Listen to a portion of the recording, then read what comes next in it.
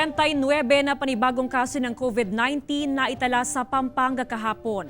Yan at iba pang COVID-19 update sa Hilaga at Gitnang Luzon ating alamin sa report.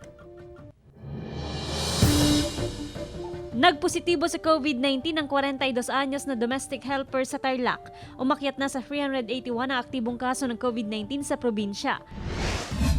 Tinamaan ng sakit na COVID-19 na isang 3-day-old na sanggol sa Baguio City. Kabilang siya sa 35 na panibagong kaso ng COVID-19 sa syudad kahapon.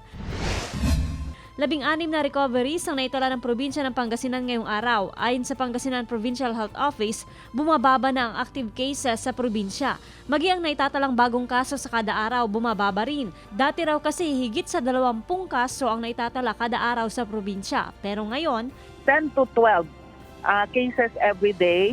Yesterday po, 4 po ang nadagdag.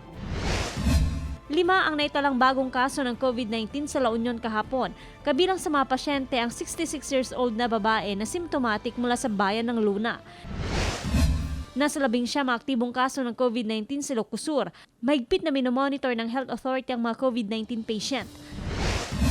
53 aktibong kaso ng COVID-19 sa Ilocos Norte. 39 sa mga ito na italang kaso sa Lawag City.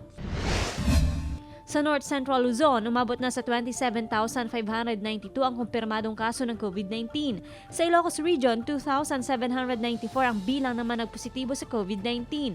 Umabot na sa 1,981 ang kumpirmadong kaso ng COVID-19 sa Pangasinan. Kabilang na ditong Dagupan City, 530 sa La Union, 98 sa Ilocos Sur at may 185 na kaso sa Ilocos Norte. 5,166 ang bilang na matinamaan ng COVID-19 sa Cordillera Administrative Region. Kabilang ditong Baguio City na may 2,785 COVID-19 cases, 1,769 sa Benguet at 107 sa Abra.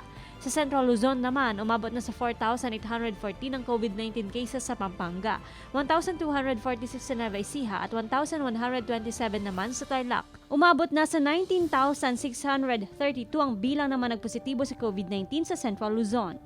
Joan Punsoy, Balita Amyanan.